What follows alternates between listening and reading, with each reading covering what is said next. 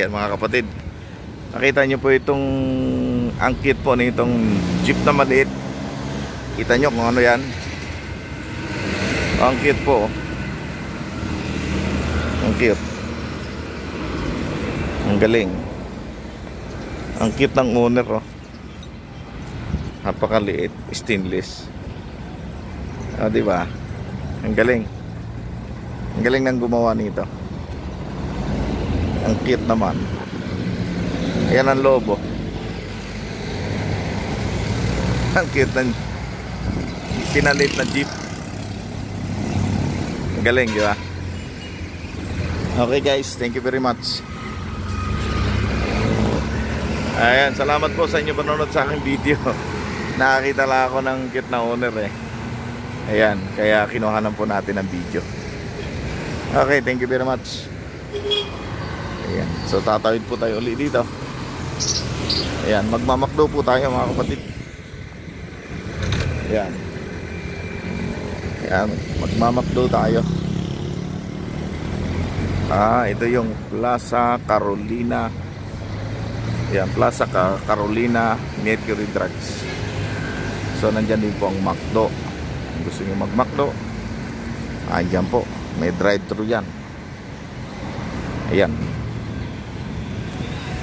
Sa McDo pala, oh, napakalaki ng manok.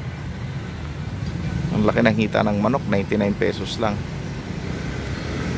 Okay, so sa mga gustong mag-McDo dyan, ganda ng halaman. Hello.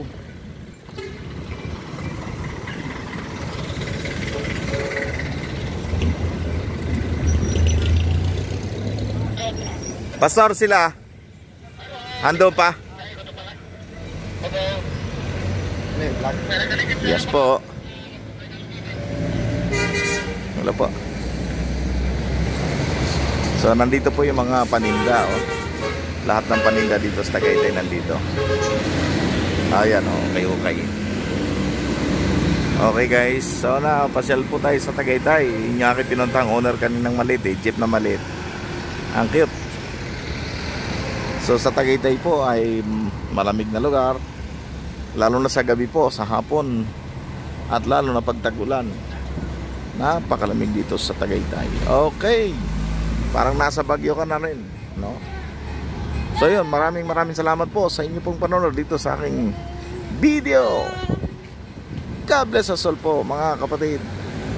Ingat po kayo palagi. Pag nagugutom, mag-KFC lang kayo, o kaya mag-Chowking, o kaya Burger King mga kapatid.